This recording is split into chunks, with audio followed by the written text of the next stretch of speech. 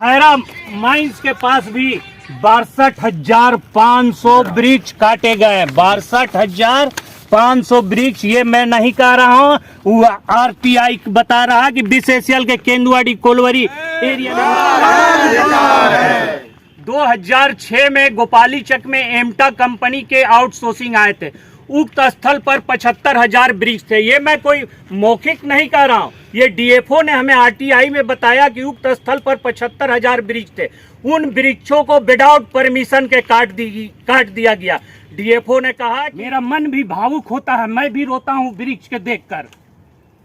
तो मैं सबसे अपील करता हूँ कि ज्यादा से ज्यादा संख्या में जुटे और वृक्षों को बचाएं।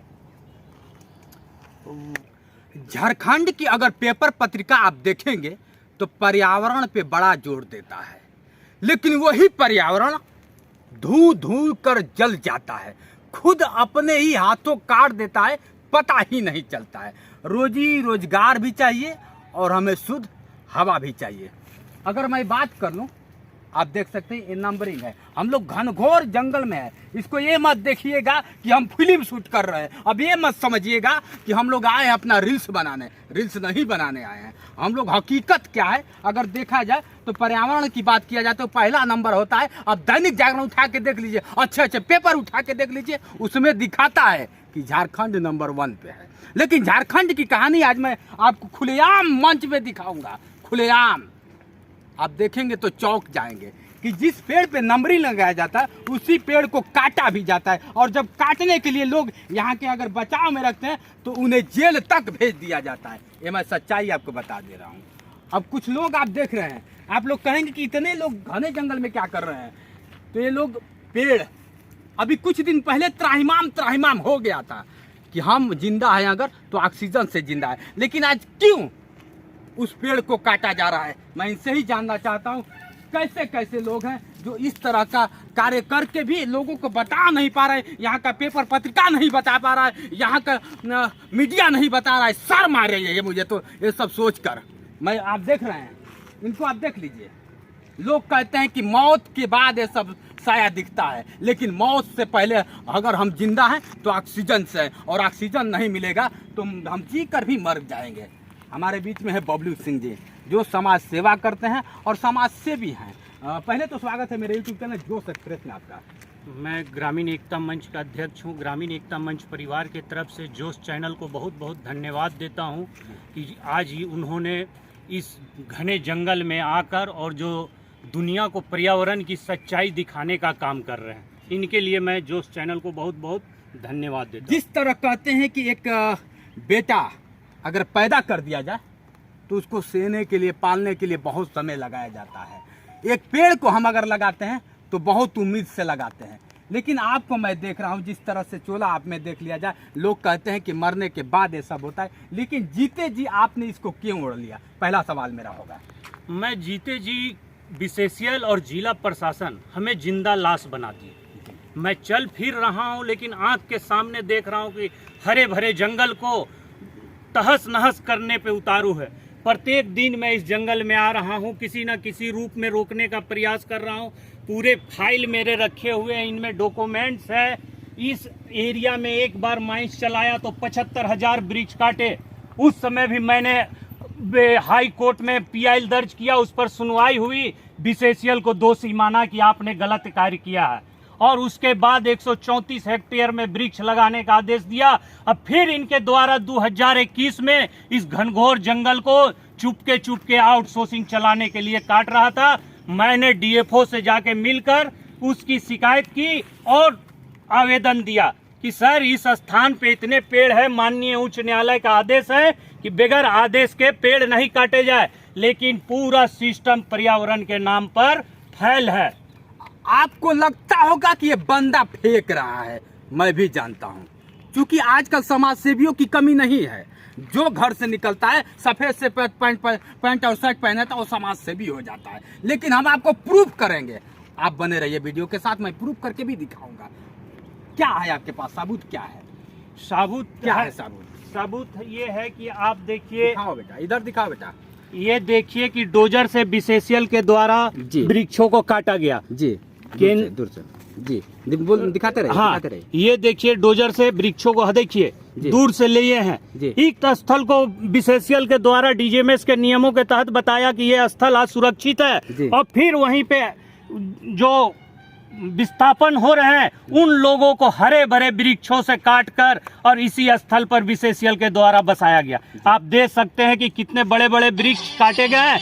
इसी प्रकार से खैरा माइंस के पास भी 62,500 वृक्ष काटे गए। 62,500 वृक्ष, ये मैं नहीं कह रहा हूँ, आरटीआई बता रहा कि बीसीसीएल के केंदुआडी कोलवरी एरिया नंबर 7 खैरा मैगजीन घर के समीप वन विभाग के द्वारा कुल कितने वृक्ष लगाए गए तथा वृक्षों किस वर्ष में किया गया है। वन विभाग द्वारा वर्ष 2006 में कुल 62,500 वृक्ष लगे, और इन्होंने परमिशन कितना लिया यहाँ देखिए। खैरा 282, करकेंद 402, गोपाली चक 3,276, 3960 पेड़ों में 62,500 वृक्षों की बलि चढ़ गई।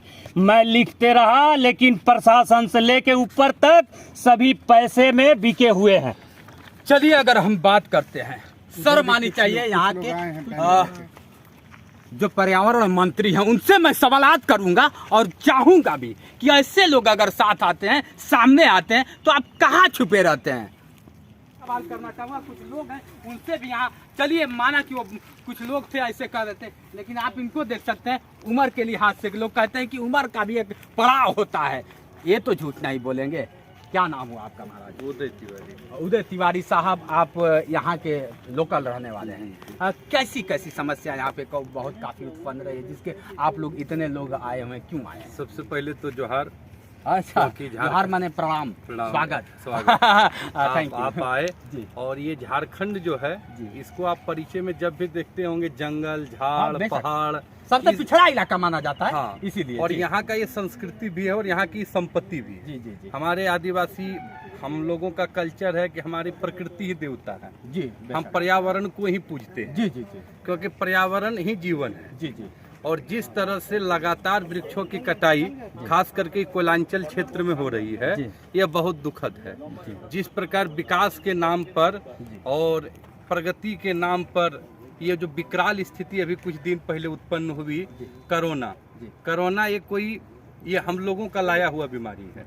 हम लोगों ने पर्यावरण के प्रति अपनी निष्ठा खत्म कर दी, हम लोग स्वार्थी हो गए। हम लोग गमला पर सोचने लगे कि ये हमें पर्यावरण, और इसी के भरोसे हम लोग सांस लेते हैं। आज ये देख रहे हैं कि लाखों पेड़ है, और लाखों पेड़ों, इस तरह के कितने जंगल को आहुति दे गई बीसीसीएल के द्वारा, लेकिन उसके एवज में एक वृक्ष भी नहीं लगाएगी। जबकि पर्यावरण नष्ट होंगे, यहाँ का जो जीवन है बहुत ही दयनीय हो चुका है।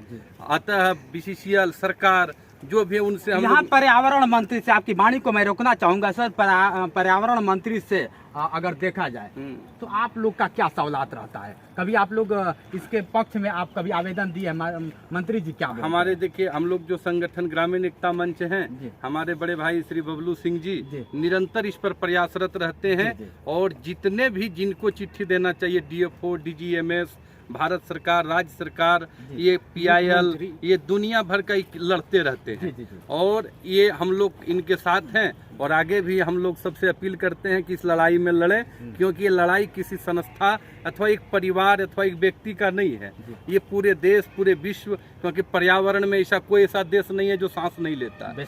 जल, जंगल, जमीन, इस 3 महत्वपूर्ण चीज को लेकर के झारखंड का निर्माण हुआ था, और आज तीनों चीज का इतनी तेज गति से ह्रास हो रहा है, ये आपके सामने है।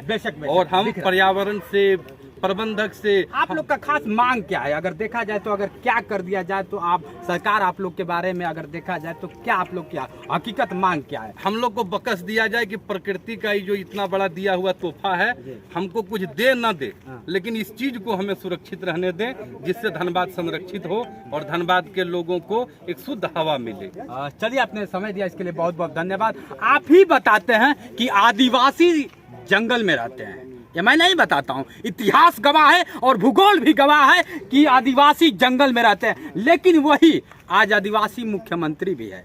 जिस प्रजा की राजा अगर देखा जाए तो आदिवासी है, वहाँ के लोगों के इस तरह से हालात है, शर्म आ रही है आज इस भारत के झारखंड राज्य में आकर मुझे शर्म आ रही है कि ऐसे ऐसे लोग जब नहीं पर्यावरण के बारे में सोचेंगे, पेड़ पौधे के बारे में, ऐसे ऐसे नौजवान अपने प्राण की आहुति देंगे तो शर्म आ जाएगी। किसको समझाया जाए?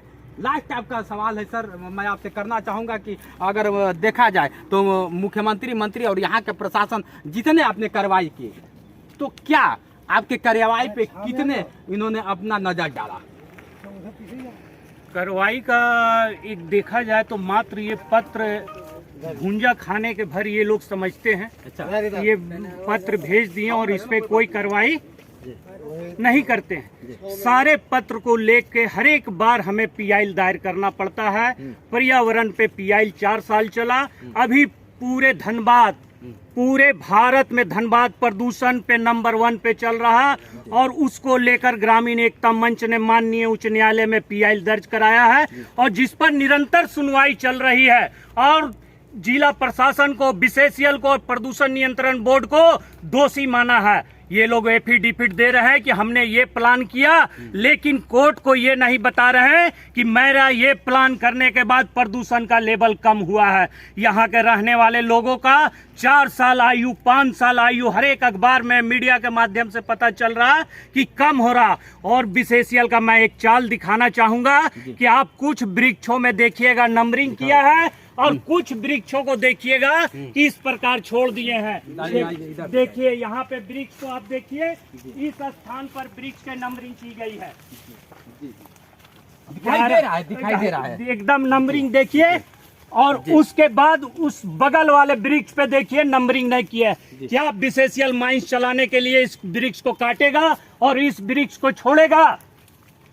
यहाँ के लोगों के साथ और यहाँ के जनप्रतिनिधि सिर्फ मलाई खाने का काम कर रहे हैं, और हम लोग जैसे जनता धूल फांक के मर रहे हैं। लेकिन वो जनप्रतिनिधि नहीं जान रहे हैं कि वायु प्रदूषण है, हवा में प्रदूषण फैल रहा। आप एसी रूम में भी रहिएगा तो वहां भी कोरोना प्रवेश कर रहा था, उसी प्रकार फिर मरिएगा। कार्यक्रम का जानकारी चलिए देखा जाए जिस तरह से, तो अगर आप जिस तरह से आप अपना मुहिम चला रहे हैं, हमारी शुभकामना है। और यहाँ के सभी जनता से भी मैं अपील करूँगा कि आपका साथ दिया जाए। लास्ट में क्या कहना चाहेंगे? लास्ट में कहना चाहेंगे कि मैं पर्यावरण को लेकर 23 तारीख को चिल्ड्रन पार्क केंदुआ थाना के पास से पद यात्रा निकाल रहा हूं, और ये कफन और पीताम्बरी मेरी पहचान बन चुकी है, क्योंकि जिला प्रशासन ने मजबूर कर दिया है। ये ओढ़ने से मेरा फोटो पेपर में छपे, ये मेरा मकसद नहीं है। मेरे घर वाले ये पोजीशन देख के रोते हैं, मेरा मन भी भावुक होता है, मैं भी रोता हूं वृक्ष के देखकर। तो मैं सबसे अपील करता हूं कि ज्यादा से ज्यादा संख्या में जुटे और इस वृक्षों को बचाएं। क्या बताया जाए, इससे ऐसे सच्चाई है। अगर ऐसे जवानों का हम नहीं साथ देते हैं तो दुर्भाग्य होगा जिस दिन ये पेड़ पौधे नहीं रहेंगे। आप देख सकते हैं भावुक हो चुके हैं और आंखों में आंसू हैं एक पेड़ के लिए। तो मैं आपसे चाहूँगा और मैं अपील कर रहा हूँ कि आप लोग ज़्यादा से ज़्यादा इस वीडियो को शेयर करें, और इनके जितना बड़ा इस मुहिम है, मुहिम को और बढ़ावा दिया जाए। अगर नहीं होगा तो फिर वो यही भारत के सोने की चिड़िया कहने में हमें शर्म आएगी, और हम फिर इस शब्द को दोहरा नहीं पाएंगे। चलिए दोस्तों, आज के लिए बस इतना ही। बने रहिए हमारे वीडियो के साथ। मैं हूँ जितेंद्र दिव्यांग और आप देख रहे हैं मेरा यूट्यूब चैनल जोश एक्सप्रेस। नमस्कार दोस्तों।